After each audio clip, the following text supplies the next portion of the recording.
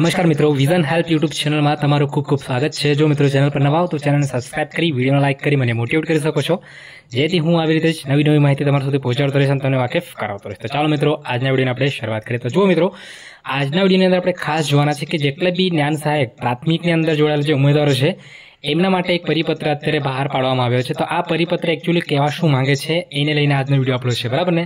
તો જો મિત્રો, જો તમને ખ્યાલ હોય તો અત્યારે લગભગ 1 મહિના અગાઉ જે જ્ઞાન સહાયકો હતા એ જ્ઞાન સહાયકોનો કરાર છે તો પૂર્ણ થઈ ગયો હતો, બરાબર ને। જેટલા બી જ્ઞાન સહાયકો પ્રાથમિકની અંદર હતા, જે પ્રાથમિકની સરકારી શાળાઓ અને જે અનુદાનિત જે શાળાઓ હોય છે, બરાબર ને, અનુદાનિત પ્રાથમિક શાળાઓ હોય છે,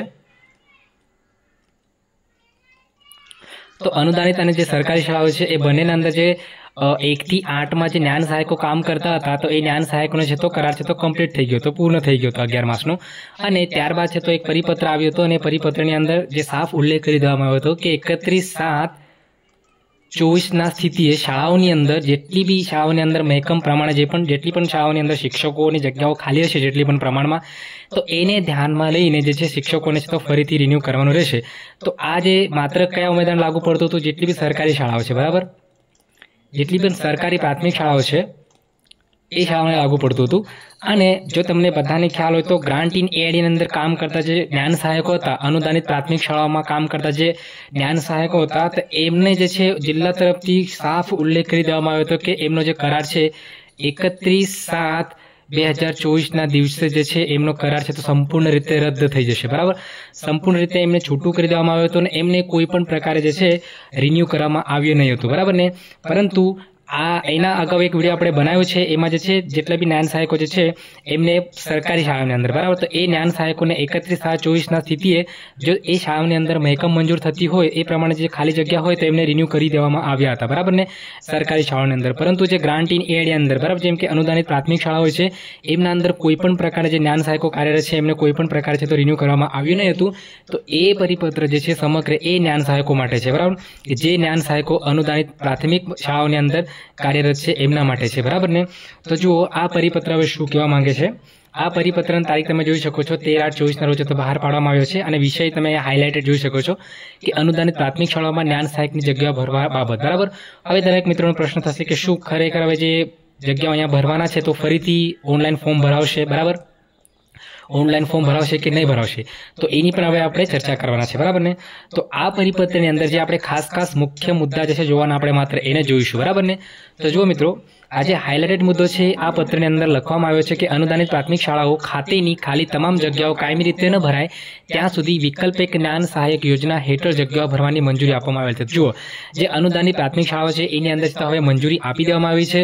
ઘણા બધા પ્રશ્ન હતા કે અમને હજુ સુધી રિન્યૂ નથી કર્યા, તો જુઓ હવે આમને તો પરમિશન આપી દીધી શાળાઓની અંદર અને એમાં એવું કીધું છે કે વિભાગ તરફથી મળેલ મંજૂરી અન્વયે આ કચેરીના સંદર્ભ 3ના પત્રથી રાજ્યની તમામ અનુદાનિત પ્રાથમિક શાળાઓ ખાતેની ખાલી જગ્યાઓ ભરવા અંગેની સૂચનાઓ આપવામાં આવે। તો જુઓ, જ્યારે જ્ઞાન સહાયકની શરૂઆતમાં ભરતી થઈ હતી ત્યારે આ સૂચનાઓ આપવામાં આવી હતી અને જેના અનુસંધાને જિલ્લા કક્ષાએથી ઓનલાઈન પોર્ટલ મારફતે ખરાઈ કરી જગ્યાઓ ભરવા આવે।